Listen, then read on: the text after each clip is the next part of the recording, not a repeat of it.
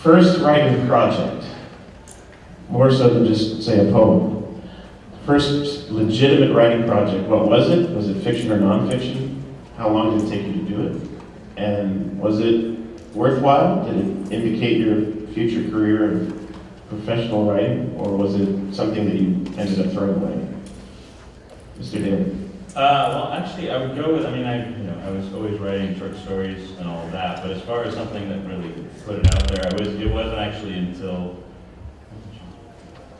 but in college, actually, this was before the movie. I was, once again, I'm going to sound like I'm obsessed, but The Princess Bride, I was like, I heard there was a one-act thing going on at college, and I was a freshman, and I really wanted to write and get involved. So I was trying to do something fast, and I said, I should do something from The Princess Bride because I'm obsessed with it. I know every word about it, so I picked the Miracle Max scene, and because it was just sort of very self-contained, and you could do it as like a little play. So I wrote that play, and I wrote it up, and I remember writing a letter to William Goldman, hoping he would give me permission. I never heard back though. But so we did it anyhow. But yeah, no, and that was a lot of fun because just getting words up, and it wasn't my own words, but I got to figure out how to take something and direct it and put it up and all that. So that was a thrill. And that's when I realized that was, it was less about writing on paper and writing things that people could get up and do and film. And then the finished film has the scene with Carol Kane and Billy Crystal, right? Yes, yeah, and I had all that going on. In fact, the guy who was my Andre the Giant is a big wig at NBC, and he still gives me credit for giving him his only acting job. Thank you very much. Mr. Verheiden, first writing project. Okay. I guess my first real serious sold something project was in comic books. And I sold a character called the American to Dark Horse, which was an original. Again, this was because we were all friends. It was one of their very first books. And that led to a whole bunch of other work because it just turned out people really liked that one. And the first studio screenplay, I don't know if you want to hear this story, but sure, it's okay. I did a comic book spin-off of the movie Predator, which came out in 89 or something. I think the film came out in 87. Okay, well, we did a spin-off of it. It was a new story. And one Sunday I got a call from Joel Silver, and he said, I want you to come in the office tomorrow. I like your comic, kid. We want to make Predator 2. I want you to tell us how the comic ends. So I went in the next day and met with Joel Silver's guy, not Joel, and pitched my comic to Jim and John Thomas, who wrote Predator. And I felt, wow, it's kind of weird, this kid's pitching in their story. But when it was done, Joel Silver's guy said, have you got anything else? And I said, well, I got this property called The American. And they bought it and hired me to write it. And that was my first studio writing job. So all of them sort of dovetailed into one another. And so that's how I wrote it. And you've had a long career in comics. Do you still work in the comic book arena? The last one, I did Superman and Superman Batman 4 or 5 years ago. Those are the last ones I've done for a while. It's a Falling Skies comics. That's pretty recent, though, so you continued in comics for quite a while. I love comics, yeah. I wrote with comics, they're great. And I have a lot of friends in that business still, so it's fun. Mr. Garris, we know you started in journalistic endeavors.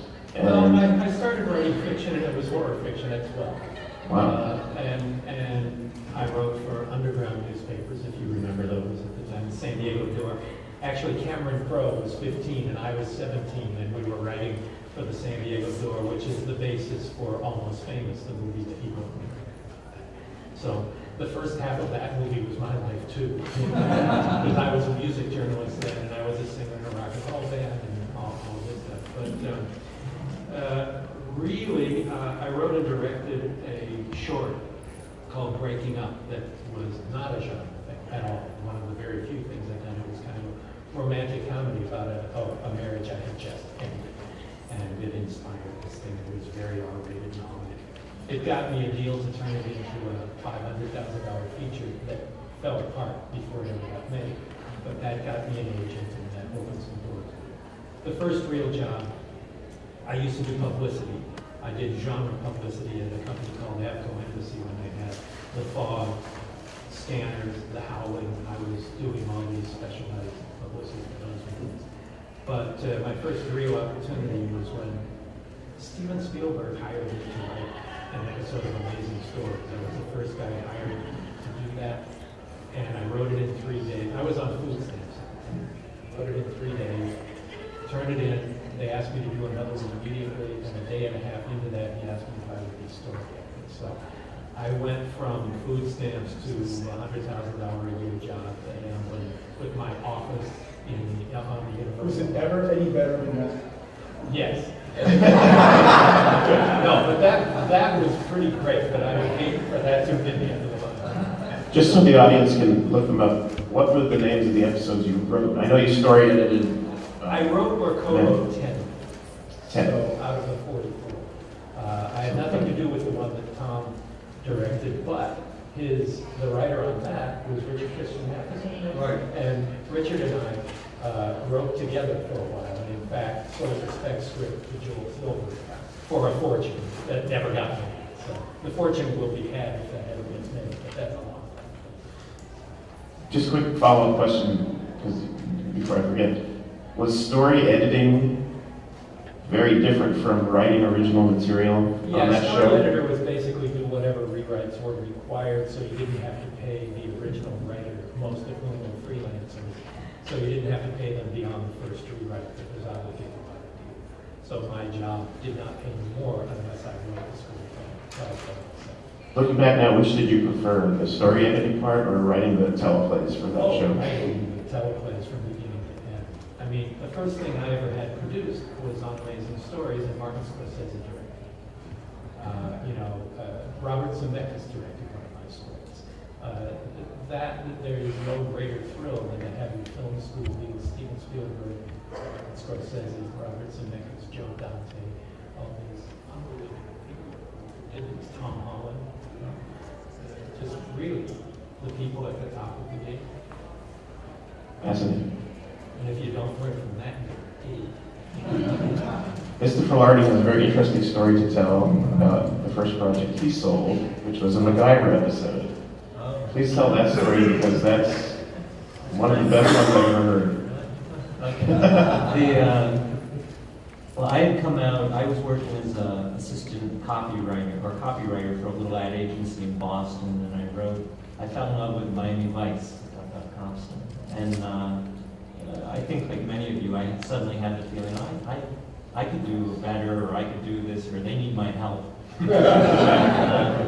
They're getting a little soft. So at night I wrote a spec episode, and I really had fun doing it. It was just such a blast. And it was easy because the characters were already there, at least the big ones. And so it's a great intro to sort of screenwriting and telewriting. And I did another one, and then everyone said, go try to sell them. So I was living in Boston. I got in my grandmother's Buick and came out to California with my 2 scripts and showed them around and eventually got an agent, and then nothing happened.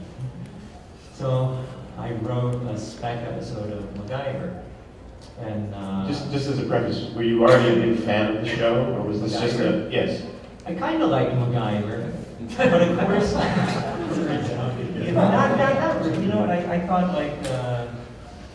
thought MacGyver was cool, but I thought he was a little soft, so I tried to bring, it was an episode where, of course, my MacGyver had to pick up a gun, which they would never do. But again, sort of with that conceit, I wrote a spec episode, and nothing happened.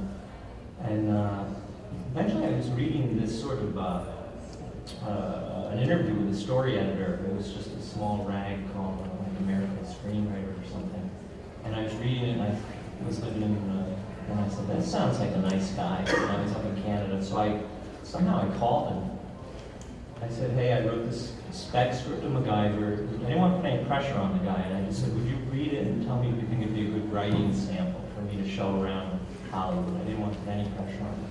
And he said, sure, go over to Paramount and put it in the pouch and send it up, and I'll read it. So I drove over and dropped off the script, and 3 days later he called me and said, hey, we just bought your script. Can you fly up to Vancouver tomorrow? And I jumped on a plane, and that was the start of it. And they made the episode. They produced it. It was, talk about 0 to 60, food stamps to, Amazon. That's sort of how it will happen for you guys too, I dare say. Great story. Mr. Neumeier, first legitimate writing project. Well, I think that would really have to be the spec script that was Robocop, because that was a real project. And I say that because I got out of UCLA Film School, or left it, I think, the case may be, and knew I didn't know anything much about writing, or felt I didn't, and didn't know much about.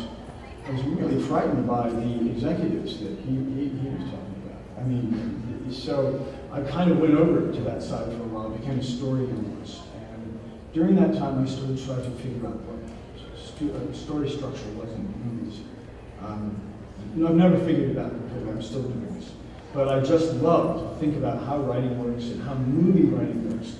I am only a screenwriter. I'm no other kind of writer anymore, and I'm no good for any other kind of writer either. I could maybe write a letter to somebody. But I'm only trying to think in visual terms, I'm always trying to put things together in time and with a visual context, a narrative context. But I didn't know all that then. I was just trying to figure that out. I was a reader, and I read 5,000 screenplays. And those people really helped me a lot, I must say. And the real hits would have to go to Dan Aykroyd, of all people, who wrote about 6 or 7 screenplays besides Ghostbusters, and had a very snappy style. I really appreciate it. This guy I studied because I was such a cool reader at Columbia. But I was on the grounding group 6 as the secret reader, which means I'm the only guy at Columbia Studios who read the scripts. That's how it works. But anyway, that was just one project. But he was around as a guy who had become a writer in front of my eyes. So those are the people I was looking for inspiration to. And so what I concluded was I better figure out how to do this all by myself. That became plotting and Robocop in all these different ways. That's why it has 3 acts. That's why it has all these kinds of things and stuff like that. I don't want to get into all that, but that was a project. That was a year and a half, 2 years in the making. And then what happened was somebody bought it, somebody smart, and made it. I had the best director you could possibly imagine realize that thing. And I don't want to hurt anybody's feelings by telling them the other choices. Some of them were not bad directors, but this guy, who became a friend, did this amazing thing. It had an amazing moment. It was great. And it ruined me forever after, because I thought that this is how it should be. You should work very hard. You should figure out what this script. You should get a guy who knows what it is. You should kind of shoot that script, which you do. And make it even better if you can. So that's what you're all looking for if you can. And then you have to get over that. Thank you very much, Mr. Holland. First serious writing endeavor. I acted in a Chrysler theater in '65 or '6. It was called Out on the Outskirts of Town. It starred Michael Parks and Bancroft. They started out with the director was a guy named Frank Casaro, who was taken over by who directed 3 Days of the Condor. Yeah. Wasn't it Sidney Pollack? Sid was taken over. Yes. Okay, the Sidney show Pollack. it was taken over by Sidney Pollack. It was produced by a man named Dick Berg. Dick Berg is now passed. Dick Berg is the father of Scott Berg and the father of Jeff Berg. This will tell you about nepotism in the town too. 10 years later, he was working with Chuck Freeze, and because I had acted for him, he gave me a chance to write a movie of the week. The movie of the week was called The Initiation of Sarah. It was the first wet t-shirt movie of the week and created a scandal in 1976 or 77. They threw the girl in the fountain at UCLA, and she came out with a wet t-shirt and saw her nipples, and it was absolutely scandalous. Did they shoot nude scenes for European, or they said that? They said that. They did, and her name is now out of my head, but you know who I mean, the blonde, and she's... Anyway, they remade it. They remade the movie of the week again, and it's called The Initiation of Sarah. Anyway, so that was the first writing credit that I had. And what was going on then, and what remained true for a lot of my career, was that visually what I was seeing in terms of what effects could do couldn't keep up with my imagination. You know, now with CGI, you know, it can't even, that's a discussion in itself. But anyway, so the first produced and serious writing credit I got was because I had an in, because I'd acted for the guy. And Jeff Berg, you mentioned, is still active. He's an agent, super agent. Well, Jeff Berg, well, Scott Berg is does all the autobiography. Scott, the great editor for F. Scott Fitzgerald and all of them. His name is down, you know. I mean, yeah. I mean, it's what Max you. Perkins. Yeah, Max Good Perkins. book, by the way, right? It's a good book to read about being a writer. The Max Perkins book by. I mean, these. I'm talking about a highly literate world, actually. With there's along with the Philistines. There's extraordinarily sophisticated and tasteful people working in Hollywood too. Very interesting.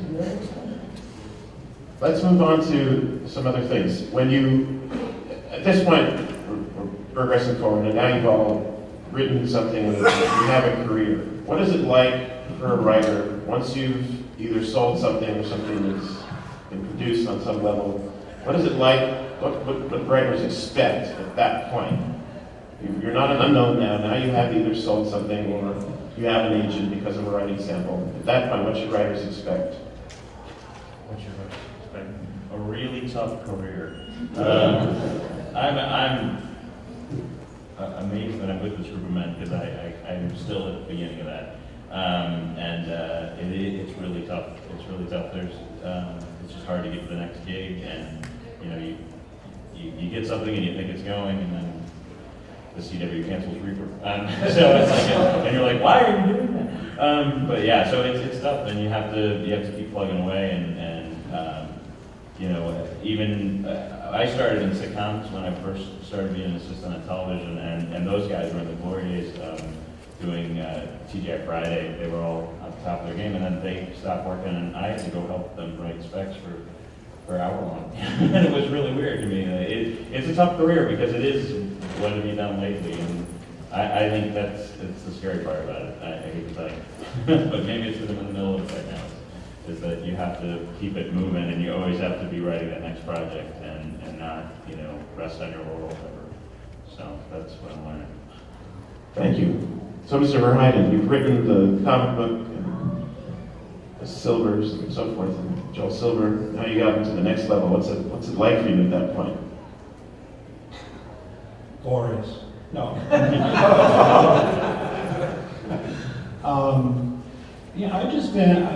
I've been incredibly fortunate. Opportunities have arisen. I mean, look, it's a business of talent crossed with friendships and people you've met. And if you do a good job for someone, that tends to get out there. If you do a bad job for someone, that tends to get out there too. I've gravitated more toward television. I've written a lot of features, but television is very much a business where you want to hire someone who knows what they're doing, because you don't want to have to spend all night rewriting them when you're working on a show. So I think it's, I get every job I get, I think it's my last. Every job I get, I approach like it's my first, and that I devote 100% to it. So far that's been working. You just can't, you're absolutely right, that you cannot rest on your laurels. If you stop, or you think that the phone will stop ringing unless you just continue to sort of push yourself out there. You just can never stop. You've got to keep pushing forward. The business will quit on you, by the way. The guys always go, I can't stand it, I'm quitting. I go, wait 6 months, it'll quit on you. You don't need to quit. It'll say goodbye. So I'm just telling someone just the other day, I'm like the lily pad guy. It's like, this one's starting to sink, I want to jump to this one. So I'm always trying to find that next one to land on. So. Very good advice. Do every project like it's your first. I've never heard it put quite like that. Mr. Garris, you had this amazing experience on Amazing Stories, an unbelievable initiation. Does the phone ring at that point off the hook? Well, it depends. I mean, it's very easy to complain about this business because there are Philistines, there are morons, but we are so fucking lucky to be doing what we love doing. And it's a choice, if you don't like it, jump out of the frying pan. It's true, it doesn't get any easier. In a way it does because you have representation and people are out there, but I've almost never, in all the years I've been doing this, had an agent get me a job. You do it yourself, and it's very cyclical. I'm lucky enough to direct and produce as well as write, but I'm a writer first and foremost, always have been. And when there are fallow periods, you know, I've started writing books. I've got 3 books coming out this year, and the second novel is great. But I'm glad I don't have to make a living off of that. I've worked with amazing people, and I'm continuing to work with amazing people, and it's such a great opportunity, but it doesn't get any easier. You have to keep producing. And not only does it have to be good, it has to be what people are looking for at the time. Timing and being the guy somebody wants to work with are every bit as important as doing really good work. If you're an egomaniacal fuckwad sitting in a meeting and pitching, and you can do a great pitch, and then the script you turn in is a piece of shit, that's the last time you're going to want to look at that writer's work. But if you're somebody who is open to change and be willing to at least have an exchange of ideas, if they give you an idea and you can make their idea better than their idea, then there is the opportunity to do it again. But it doesn't get any easier. You are constantly starting over. Can you unpack one thing for me? You've never had an agent get you a job. No, I said almost. Oh. There have been times, but you know, when I first started working with Spielberg, I got to be that you know, the writer of the month, and you know, the guy who everybody was making phone calls, and then you know, it's projects mostly that are things you wouldn't spend 90 minutes watching, that you don't want to spend 6 months working on, and being the hot guy for a while is great, but unless you keep it up, you can't keep that up because there's always a new one replacing it. Always somebody new that somebody wants to use. There's always that next one, and you just have to keep the fire lit yourself. Thank you. Mr. Filardi, they've made MacGyver, your spec TV script, and they've produced it. What's life like after that production? Well, then the first writer's strike.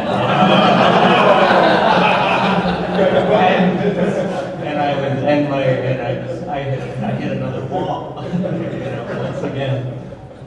So then I couldn't work, and then when the strike ended, the producers had sort of on the sly asked me to do something during the strike, and I sort of declined out of moral sense or whatever, and then when the strike ended, they did not invite me back.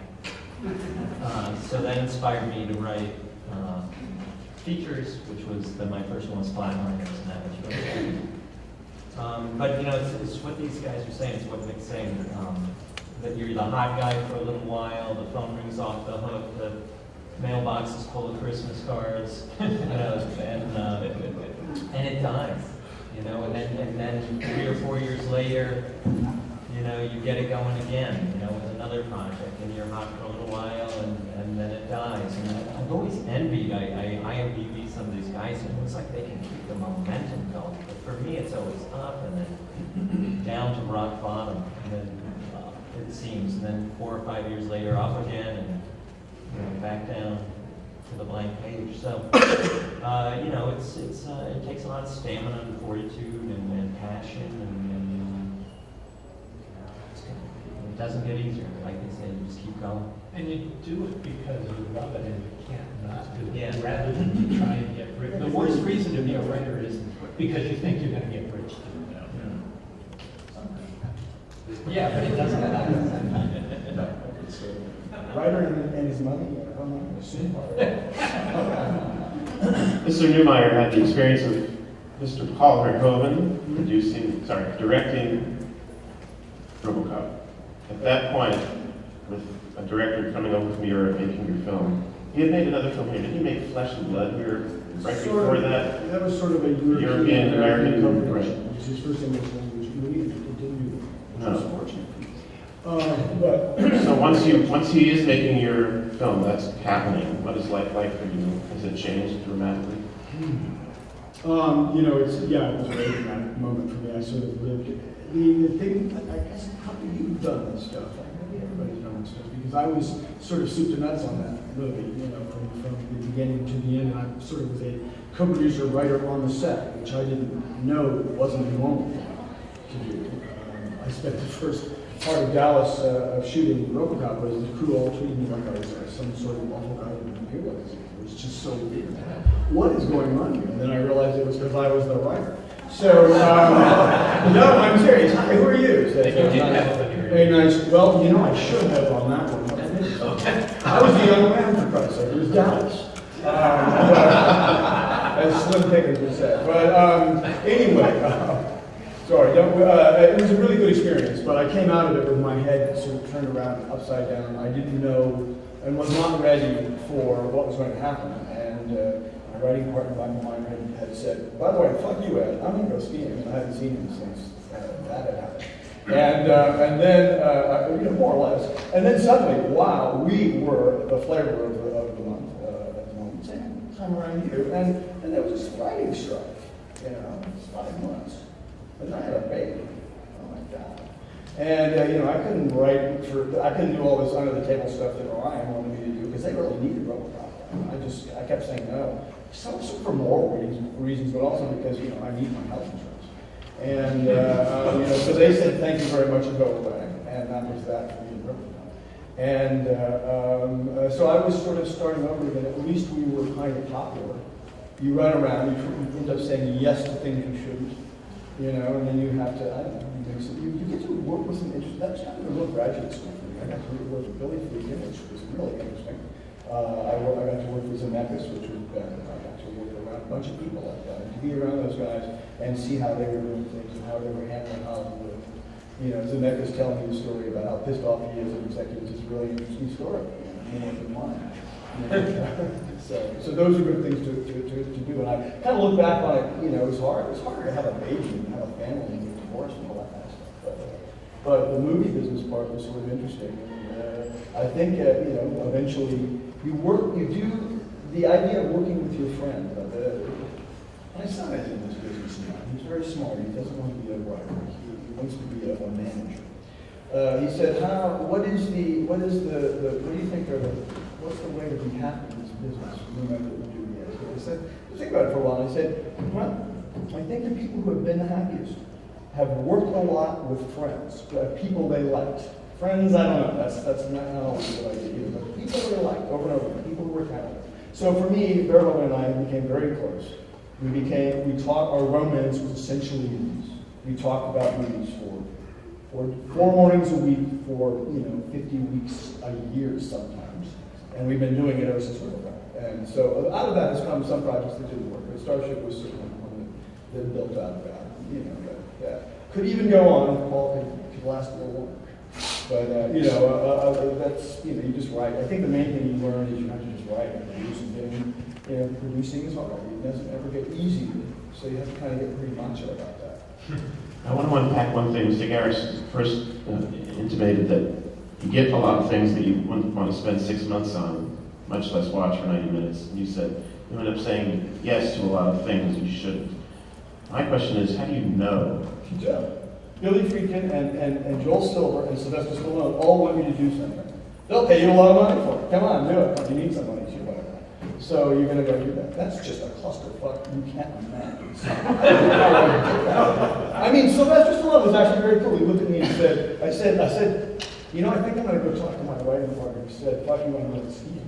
Because I need him here now. And he said, yeah, I need my buddy too. And he knew, stepping into that lion's den of what an actor wants, what a director who's known to be crazy wants, and what a producer who's Joel Silver wants is God, how would you do that? How would you do that, guys? Anybody have a good story about how you do that? I didn't do very well. I wrote a screenplay called The Executioner with my pal, Mike Minor, and Sylvester Stallone said it was too violent, so there you go. Has he seen Rambo 4? It was a heaven's time. Mr. Holland has transitioned from actor to writer, and now you have a thriving writing career. What's life like for you at that point? Well, first, this is just a fabulous panel. Isn't it? I gotta tell you, this is a bunch of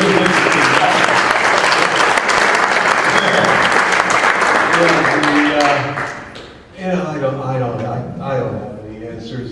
I mean, I've been doing this all my life. I've been doing this since I was 15, the summer of my 16th birthday. I like to say I've been hot and cold. I've been hot and cold as an actor, writer, and director, and producer.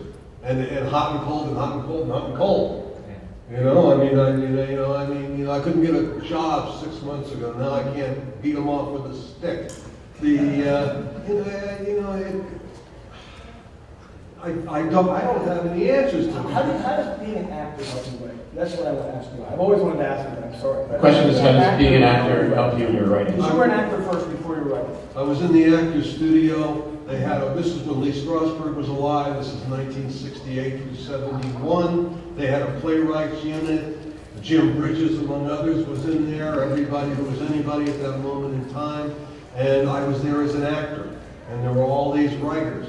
They were putting plays up on their feet. So I started to see how to block scenes. I learned how to block scenes by being an actor and working with directors, and I guess you'd say like equity waiver theater. You worked as an actor for me once. I did. Oh, yes, I did. In the stand. That's right. So that's where I learned. I don't know how you select projects that you can come out alive from. I mean, because what he's talking about with the star situations, when you get hot, there's so many different gradations. There are rewrite guys, there are polish guys, they're the actors, the stars have their own in-house writers. Sidney Pollack had his in-house writer. It's almost impossible to survive and get a sole screenplay credit. I did a lot of that by writing originals. And I'll go back to Richard Christian Matheson, who was Richard Matheson's son. And Richard Matheson is God, a father. And still alive. And still alive. And still writing. And still I writing. think he lives in New York. No, he's in He's here. I didn't know that. But if you were to talk to either son or father, they would tell you the spec. The only way that I think I love most of my stuff, I have a high percentage of my stuff I have sole credit, and that's almost impossible to do. But that's because I spec it. I also think that writing short stories and writing novels is a higher art form than writing screenplays. Don't anybody here kill me. Mick has put this bug in my ear 20 years ago. But the problem, of course, is making a living out of it. Like I have no answers. We're all fumbling through the dark. I know I should be positive. I know I should be encouraging. But writers don't retire. That's the No, you great thing. you don't get aged out. Even though Santa Barbara is full of it.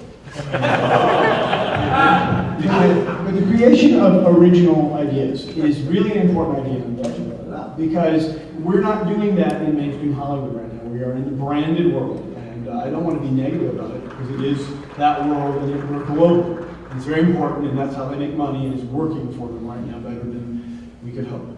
But we still need new ideas, and I think the notion on television is open to new ideas.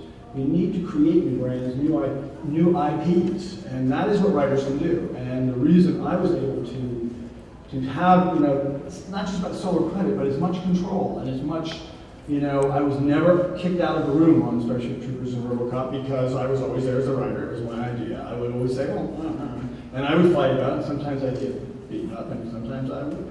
But the nice thing was I worked with people who let me stay. And that is, so create things that are new, that are yours. That would be the thing. And don't resist evolution either.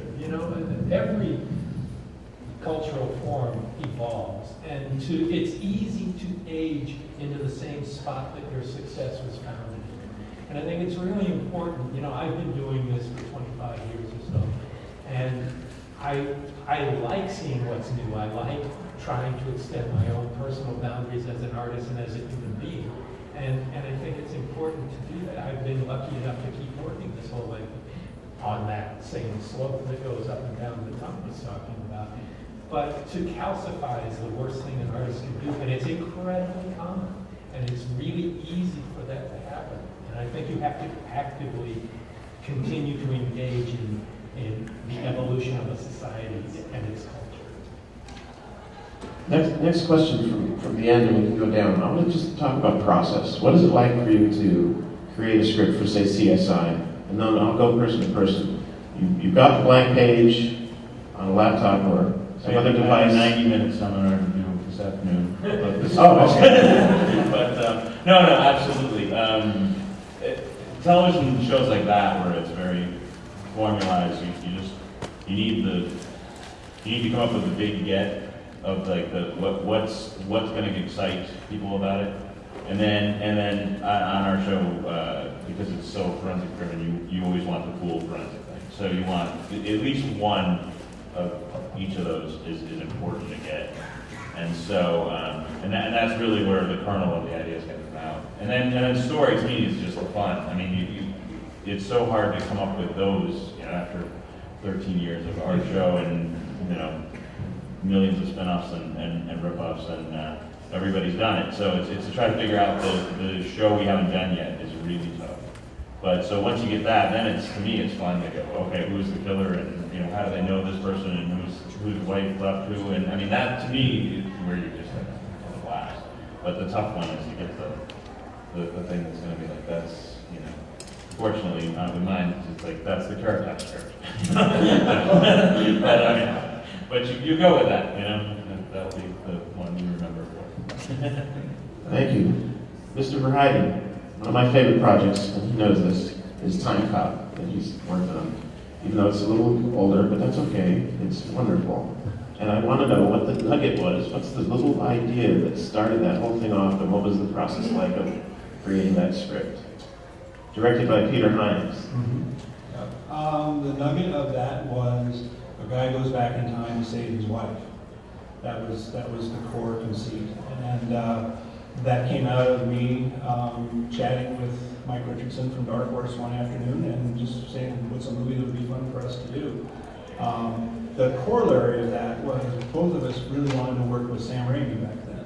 And so this felt like a project we could take to him, and sure enough, he did produce it. And so the process was before we got Sam, I pitched it like 30 times because I'd never sold anything. And that was fun, actually, a very good learning experience. I got that pitch down really good. Like 10 minutes of diamond, I think. But anyway, we finally sold it to Larry Gordon, who worked at that company called Largo at the time. It ended up kind of sitting there for a couple of years. And I think Sam came in later. We brought him in. That got it kick-started. Sam said he would direct. I wrote the script. I remember we said, okay, the script's written and Largo wants to make it. And Sam said, and we said, Sam, you ready to direct? He said, oh, I was never going to direct that. Are you crazy? And so we looked at the list of directors who were acceptable, and Peter Hyams was on that, and he agreed to do it. This is actually a funny story, I shouldn't tell it, but Jean-Claude Van Damme, who started Timecop, made the list of directors that he would work with. And the first was Akira Kurosawa. The second was Stanley Kubrick. And I think they passed. We ended up with Peter, who did a great job, actually, and they've done some great, Outland and Presidio, some really great movies. So the writing process for me is always talking about plotter. I start on page one, I outline very thoroughly and work out the story. Then I start on page one, and if I get stuck on page 20, I'm stuck there until I get past it. So I can't jump ahead to other bits and pieces. So there you go. Wrote like 5 drafts, and they shot it. By the fifth draft, that was the shooting script. Well, they brought in another writer to rewrite me. It's another odd story, real quick. I was watching the news one morning. I hope no one's friends with this poor fellow. The guy who wrote me, it said Timecop writer is dead. And I got these calls from friends who said, are you all right? And I said, well, yeah. And it turned out the guy who had rewritten me and it's this sad Hollywood story, a guy named Gary DeFord. I don't know if you guys know him. Yes. But Gary, That's a horrible story. Yeah, he went off a bridge somewhere, his car disappeared for a year, and anyway, they thought it was me. for a little while.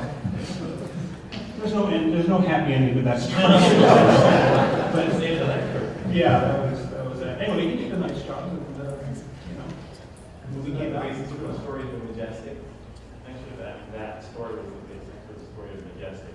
The question was the story of the writer dying the basis of the Majestic, that script, which was Frank Darabont, right? Give me residuals. Quick question for Mark. Did you know you were being rewritten when the fellow died? Well, hence why I'm in television. I had to ask permission to go to the set, and the same with The Mask. I had a great year there. I had 2 #1 movies within 2 months of each other. But I wasn't invited to the set. And so television is just a much more inviting place for writers. You actually can control what you do, and stuff gets made.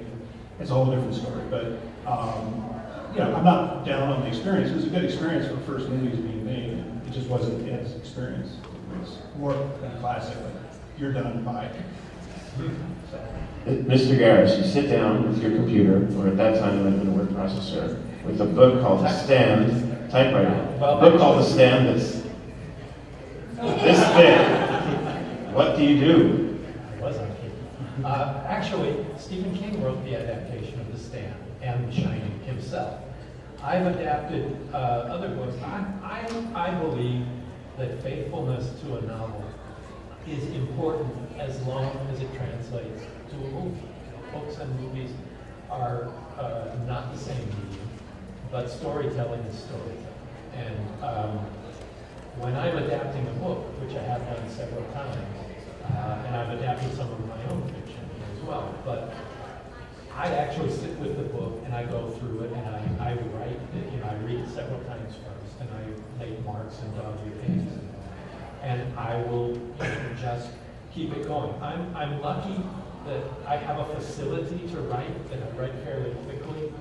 I can't take credit for it. I have a facility for that. And I used to think, well, I only spent 4 weeks writing this original screenplay. What would it be like if I took 6 months? Well, if I'm going slow, it's because it's not working. It's not working because it's shitty. When I write my best work is when I'm writing my most quickly. And that's where inspiration comes, and that's where your hands are doing the writing, not your thought. And I think intuition is the most important guide you can have, whether as a writer or an artist or a composer or whatever. Intuition is the thing that's going to be your most trusted resource. So, but I write in the morning. I start early, and I do most of my work before lunch, so that I feel like after lunch I can just screw around and do a couple of pages, and I've accomplished my day. So the process is pretty much, I'm not a night writer like most writers are. Everybody says, oh, I was writing until 3 in the morning. Ew. That's not me, but it's different each time out. Writing a book is not the same as writing a script, but it is. It's the same process. It's still typing words onto a screen. But scripts, the difference is you try to be as economical as you can while still conveying the feeling of the movie. And the prose you use has to be entertaining enough to engage its story and the reader to keep turning pages. So in a way, my scripts are a little more overwritten than a lot of screenwriters that I've read. As a story editor, I would see that all the time, but I'm also trying to entertain with the words as well as show the movie. I think for me, that's been really important. One follow-up quick question. You directed The Stand and The Shining, and King wrote the teleplays. How do you approach a Stephen King and say, I need something different on this page because I'm not shooting it? This sucks. King and I have become very close. I've directed, I think, 8 or 9 Stephen King projects, and we've become good friends. But even from the beginning, we did a movie called Sleepwalkers together. His first original screenplay was made into a movie. Not the best thing we've ever done together, but the best thing we ever did. And he was really happy with it, and that led to him asking me to stay, which, as everyone knows, is his biggest selling book ever, huge success. Everybody tried to make it for 15 years, but didn't know how to do it as a movie, kept trying. George Romero was attached to it for a decade or more. And so we did it as an 8-hour miniseries, and King was executive producer and also wrote the screenplay, which was 4 scripts. So I had 465 pages dropped on my doorstep one day, and that was my job, was to go through that. And the process is you get the script to where you trust it, and then you work it. You shoot it, page by page, scene by scene, out of order, but know that the script is in such a condition that you can trust it as your template and forget it. Very interesting. Thank you very much. Mr. Filardi, the first inspiration for Flatliners, what was the first idea and what was it like to bring that to fruition, that whole screenplay? Let's see, that was, I think that came from a lot of different places, actually. It was, I was into the Doors for a while, and then you might remember the song, Before I Slip Into Unconsciousness, I'd Like to Have Another Kiss. There's an Ingmar Bergman film I love where some character screams in outrage. Is it so cruelly inconceivable for man to reach out and touch God with his senses? And that always stuck with me. And that's how I felt. I had declined to join the church with my family because I didn't feel like I really believed, and I felt like for me, I had to see it to believe it. And so all this stuff sort of came together. We were going through, I ran Contra at the time, and accountability was a big buzzword in pop culture. And I realized that what everyone really wanted out of life and all these questions was accountability. And that was really the foundation of most religion and pretty much anything anybody's selling.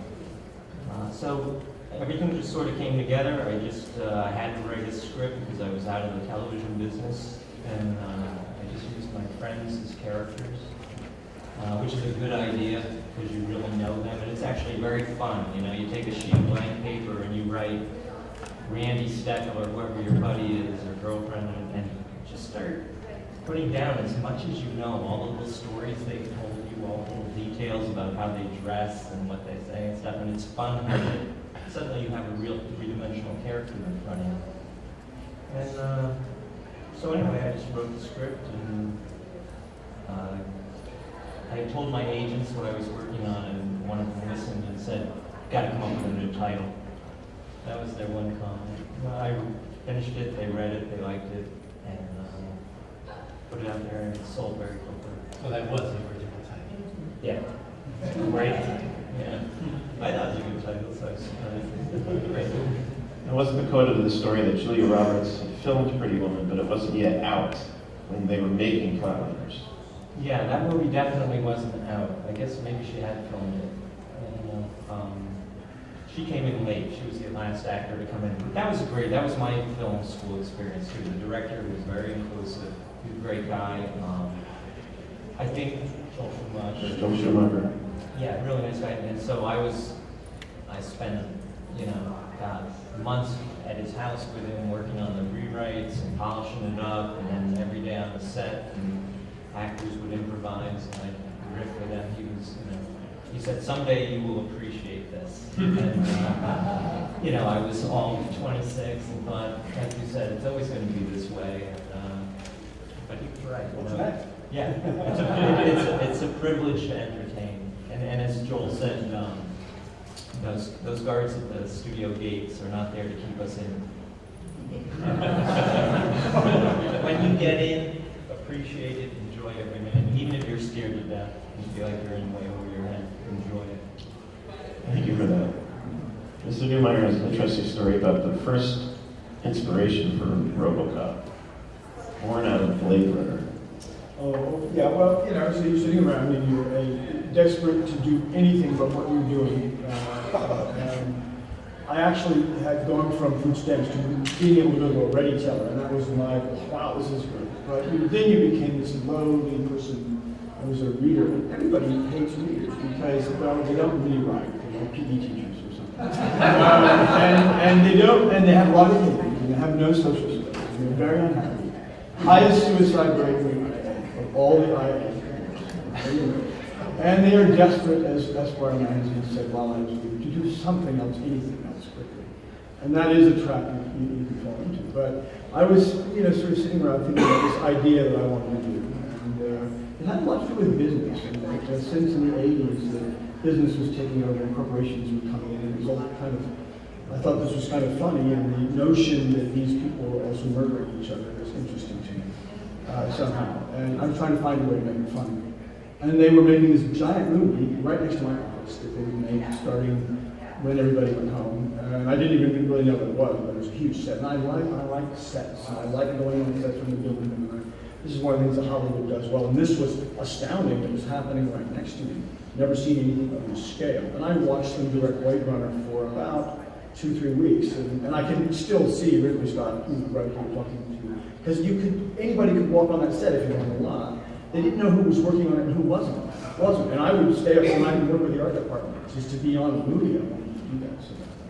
So this is the moment he's talking about. One night I'm sitting there going, I gotta write a movie. What am I going to do? Not quite that, but I was sitting there talking to a guy, and Sean Young was playing Tutu. I said, who is that character? He said, she's the robot. I had gotten a robot from my mother. I knew it was a robot. And I thought, no, that is not a robot. And I had this real moment in the moonlight. It was this blue car called Spinner, a set, made by a guy who later made the cars in Robocop.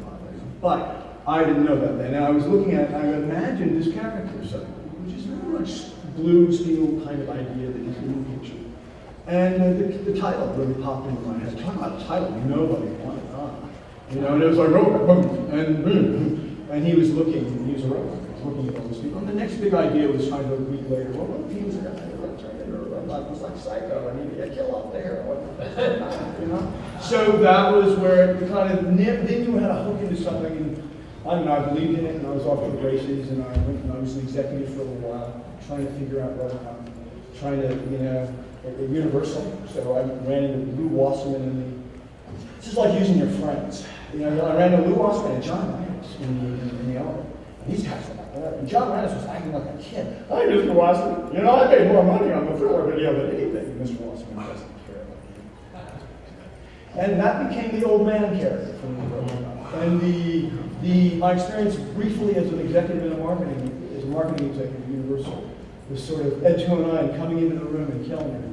Sort of a fantasy I actually had. Marvin Antonelski, if you know what I'm talking about. Nice enough. But anyway, so that was how all of that was kind of cooking in the cauldron, and then Robocop kind of came out of that. But I've been thinking about it for a long, long time. The commonality of these stories seems to be thinking about it for a long time, working at it a long time, making mistakes, and getting fired. I've been fired 3 times. How many times have you done? Anybody been fired more than 3 times?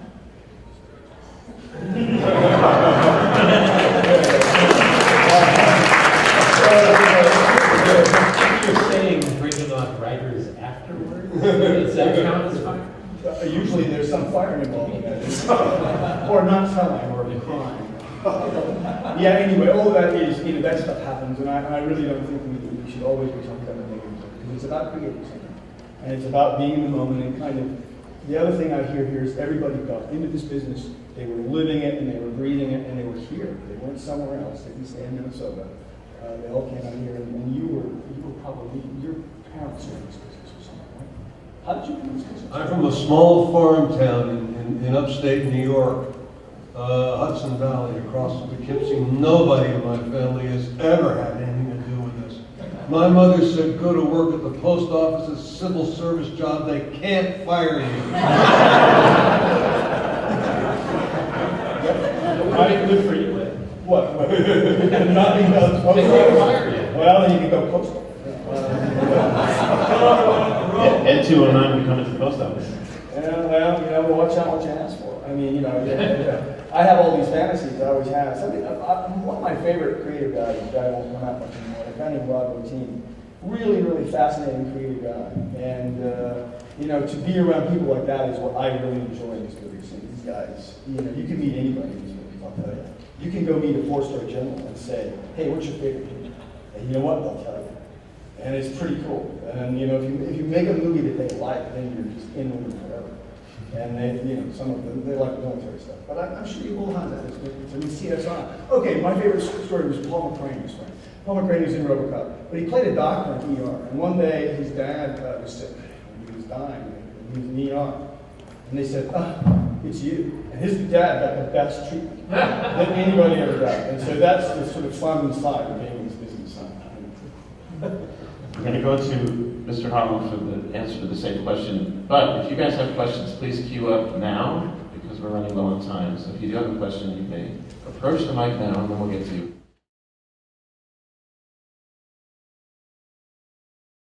I guess it's just anybody that wants to answer. A couple of you spoke recently about projects that you sold, but for whatever reason they didn't get made. Might still be in development hell. I was wondering if there was anything you could tell us about how to try to prevent that from happening. Don't sell them. The development hell. Oh. How do you avoid development hell? I don't know. I bet you Mick would know better. I was on the development side for a while, and I concluded very early on that you were either in the room writing or you weren't. And the development executive, which is what I had been, you know, for a couple of different people, and also at Universal, was not in the room. So the expectation that this is a bad thing for a writer to understand. It's like being a waiter at a good restaurant, and then you go to a bad restaurant and you go, oh, this sucks. And so now I found development difficult because everybody's trying to wrestle away what you do, and they often want to tell you what your ideas are, that they won't work, and that was frustrating to me. So I usually try to not tell them. I usually try to hold everything back for the writing process. So that was my best strategy to deal with them and not hurt their feelings or make them feel stupid or like I was smart or something like that, because they didn't want that. Well, they all want to feel inclusive, Yeah. included, and they all want to feel they've contributed to a good project. It's called the doggy leg theory, where they lift their leg and leave a yellow stain on their script. If you can take a good idea, you should always take every good idea. You should never get into ego about the good ideas. If you can convince Don't be people, defensive. yeah, if you can convince people to say, hey, you know what? It's not about, this is the project, we're all here, and we're going to make that better. And, you know, you can do that in a nurturing way. It can work. Sometimes it doesn't work. And when you address a quarter of their notes, and you do it well and happily, they're happy. They don't expect you to do 100%. They might act like they do. But if you do a quarter of their notes or half of their notes in your own way, that you think you can make it better or as good without screwing it up. But I don't think there's a real answer to that question of how to avoid it, because all of us have scripts that we have worked on that have not been made, and probably the majority of them have not been made. So I don't know that there is a true answer that is valid. Well, it's not a fun answer. The only one I have is process. You just have to show up and you have to go, okay, today. Sometimes you have to go, okay, today. Billy Friedkin says, I have to write a scene about this. Okay, and do it. And do it the best you can. And, you know, it's amazing what you learn sometimes when you go, you know, one scene I'm not going to write is, okay, write that scene.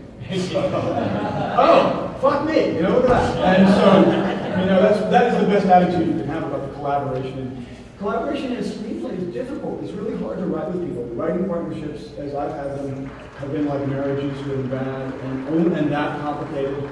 And otherwise you're on your own. And they don't like to say, here, have another writer help. It doesn't work. And they like to trade writers out because it's something they can do, you know, change things around. But if you can just keep in the process of it and become a better writer and maybe come up with your own stuff, that's the way. And by the time you have a director attached, your odds go up exponentially that it's going to get. Not necessarily complete, but your odds are much better. Thank you very much. You get a stack of scripts, all of them written by great writers. What differentiates a great writer from a great genre writer? Somebody that you would pick out of that crowd and say this person can write genre as opposed to just, you know. Good writing. Interesting question. You know, good drama, good horror is good drama. It's harder to write a good horror, a really good horror script. You know, Peter can speak to this, Ed can speak to this, everyone up here can speak to this. It's got to be good drama first. And good writing is something that you are eager to read and to turn the page and be engaged by. It's human, it's surprising, it's engaging.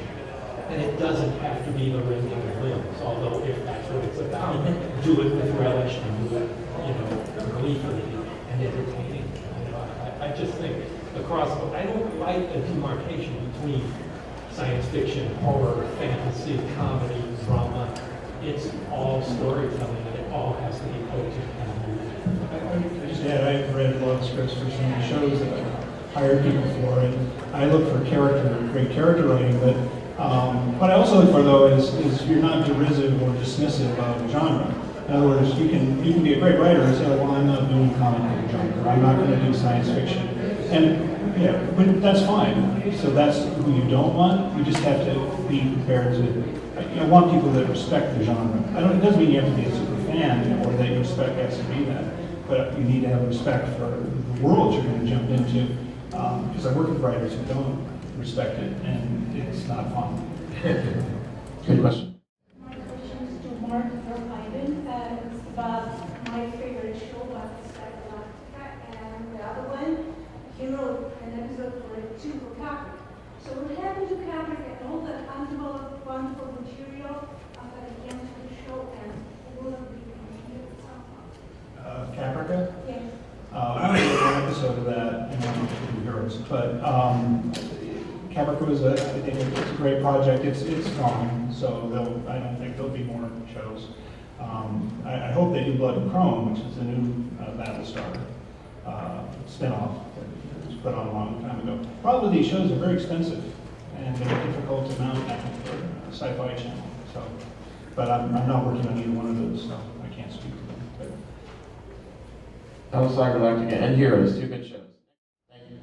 I have a two-part question. One is for everyone, and the other over here. First part, you guys kind of touched on it. Some of you were invited to that, from the very first batch, but others were kind of just had the script taken from you. Is there any advice that you've noticed on how to get to set? And the second part is kind of for remakes. If we've actually had a movie that's touched and has been remade, are you invited onto a remake of Fright and Robocop?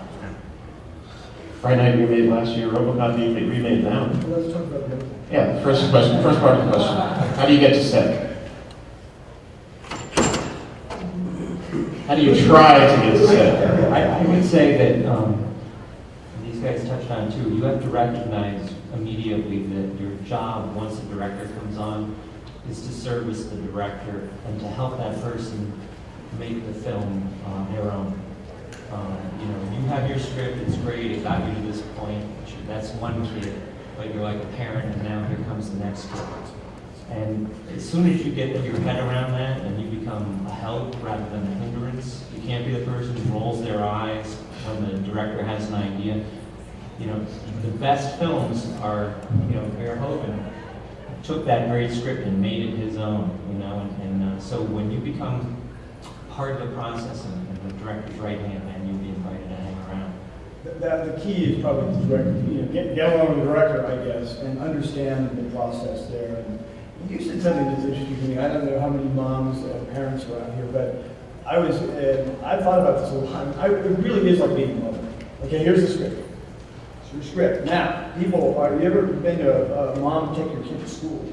First thing you really feel is the teachers are going, get out of here. We don't want you around here. You don't know what's right for this kid. And you get a lot of that stuff. You really do. And you just have to kind of ignore it and keep going. And the director and I got along very well. And that was good. I think he probably was afraid that... I was very lucky because he's European and had a notion of European auteurship, and that the writer was also in their own way an auteur. And the original idea was important. Now, this is a very unusual idea in the United States because we treat it like the Industrial Revolution, swap the parts out, and we want to hear we can do that. But he didn't, so he always stayed with me, and that was a very lucky thing. And so I actually was sort of a producer on this. I think the way you become on the set is you become a producer.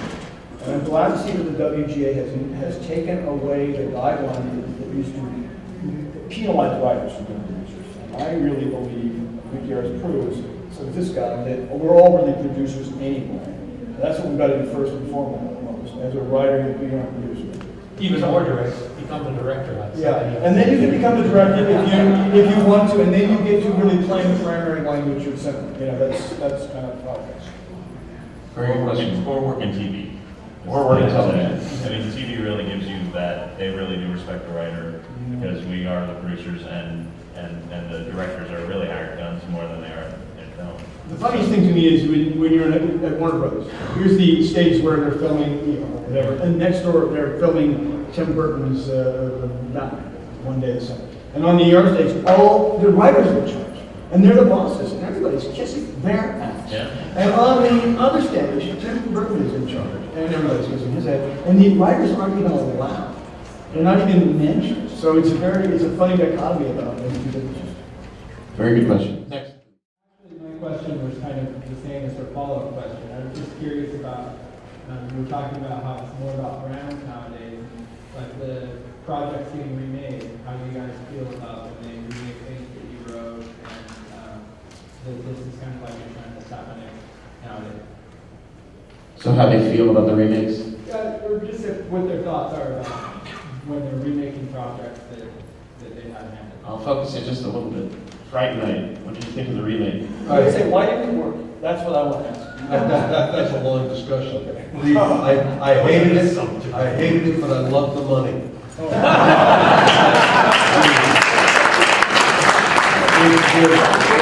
There's a whole thing that's missing here. The gentleman at the end, Mr. Daley, I may have misheard him, but if he's been on CSI for 11 years, he is the most financially successful person here.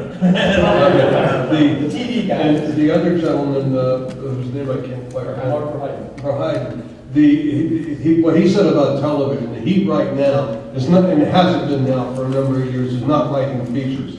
It's writing television in cable and doing, limited 10 episode arcs. And the best work being produced now is. Yes. I mean, movies right now suck, and they have for a number of years. Independents put me to sleep. But you go and you look at some of the writing that's on television, on cable, and it's wonderful. As specifically as to why Fright Night, the remake, was as emotionally dead as it was. Because every dog has to piss on it to make it their own. I can give you specific reasons. The inciting incident in the original was Charlie seeing the vampire taking the coffin into the house next door. So what they do in the remake is it happens off screen, and it happens with a secondary character, Evil Ed. So nobody's motivated to begin with. I mean, I can tell you structurally, pull something down into a 3-act part and tell you where the beats are missing. Any one of these gentlemen here can do it too. Believe me, the level of craft that's represented here, it can become very, very mechanical. But I mean, I can take apart the original and tell you why it misses here, and here. And I can tell you why it's derivative. I can tell you where they miscast. But it's because they go in. It's because Michael, whatever his name was, the producer, wanted to show that he could do something better. I don't know. I mean, the minute they said that they didn't want to do Jerry Dandridge the vampire, that they wanted to take the vampire out of 30 Days of Night, whatever that, they wanted to make him without a personality, they just killed poor Colin Farrell. They gave him nothing to play. Nothing to play. I mean, you watch the mistakes, and your mouth falls open, and then every now and then one comes along which is better and brilliant and redoes it and makes, so. And it ended up saying based on characters created by Tom. You had nothing whatsoever to do with it. Nothing whatsoever. They wanted to forget that I ever existed and the original ever existed. But that's that one, because there's hardly anything everything that I've done is being remade. It's really interesting. And Blu-rays are coming out, because I would argue, I think back to all the people in my life who were all the Academy Award winners, and nobody remembers them now. But what they remember is they remember the better work in the genres, in science fiction, horror, and fantasy. That's what people come back and want to see. They don't want to see that problem movie that won the Academy Award in 1959. I want to remake Gandhi. There you go. Thanks for the question. I was mainly wondering, working through not only the writer director, how that relationship works, and especially earlier in your career, because I've been having that scientist when the program is pitching it, and now as a director, Well, it's interesting. I work more as a director now than I did than I do as a writer, and I kind of want to get back into doing this. You know, being a writer, most of what you do never happens, never becomes produced. They don't come to you as a director unless they're ready to make it generally. So that's the difference there. And my successes as a director in television have been more overt than as a writer, because my writer has been Stephen King for those things. You know, the Stand, we had over 50 million people watching each of the 4 nights and it went up. Now a successful Bag of Bones, which we did last year, was on A&E, and it was a huge hit with 3.5 people watching. But it all depends on where the success lies. Having worked for Steven Spielberg first as a writer gave me opportunities as a director, and to be hired as a director who writes is valuable too, because then you get a free rewrite. You're the last man at the screen. One-stop shop. Yeah, one-stop shopping. And so, you know, that's the difference. But they're entirely different conceits. Writing, the process of writing and the personality of a writer versus the personality of a director are not generally compatible. But if you're lucky and you're able to achieve both of them. So I don't know if that answered your question specifically enough, but. Thank you very much. to the panel. So they say that the writer is king in television. However, recently showrunners from top shows like The Walking Dead have had to leave, like Frank Darabont, even though they're so popular and everyone says the quality is so good. What do you speculate goes on behind the scenes when that happens? Well, I know with Frank, they were cutting the budgets to the show in a huge amount of money, and that made for some fights. Frank is a guy who stands up for himself, and he's a tough cookie, a really smart guy, and a really great guy. And in that particular instance, it was a battle. It was easier for the network AMC, which had not had many series before, to change horses and say, we're already a hit, it's going to be a hit no matter who's in charge, and we're going to put the next person. And it turned out that it was even more successful that next season. But Frank laid the groundwork for the success of that show, and it was all about in that case.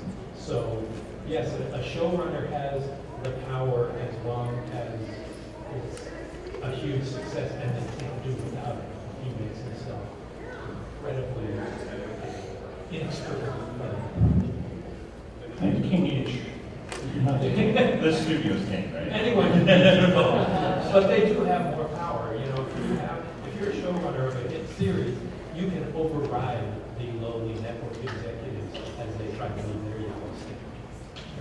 Did you co-write The Fly 2 with Darabont? I was the first writer, and Frank was the second. I left to direct a timeless classic first.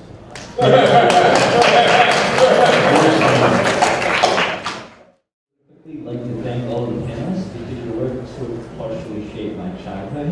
Sorry about that. It was a very troubled childhood. My fault. It's always fault. Secondly, my real question is for Daley.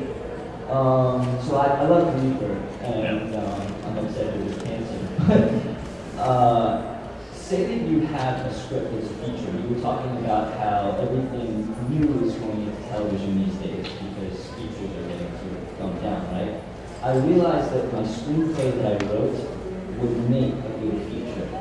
Would make a good television show. And I was wondering whether it would be to my benefit to wait a while, polish off a pilot and the entire first season, or just to pitch tomorrow?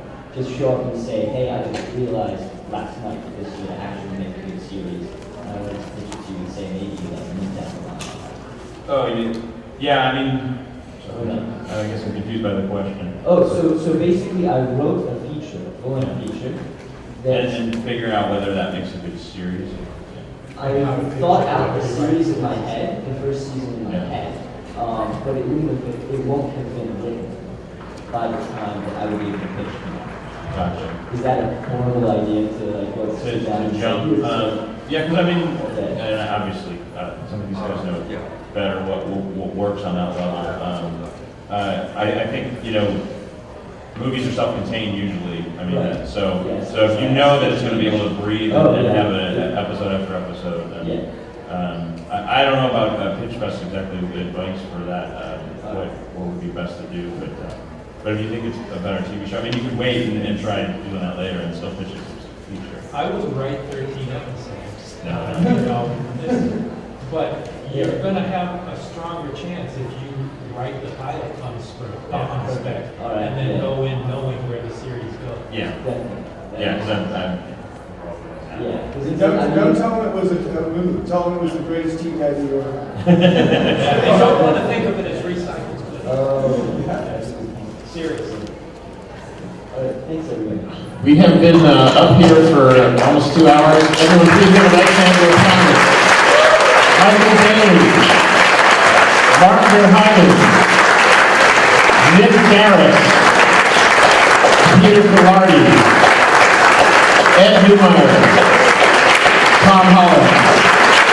Thank you so much.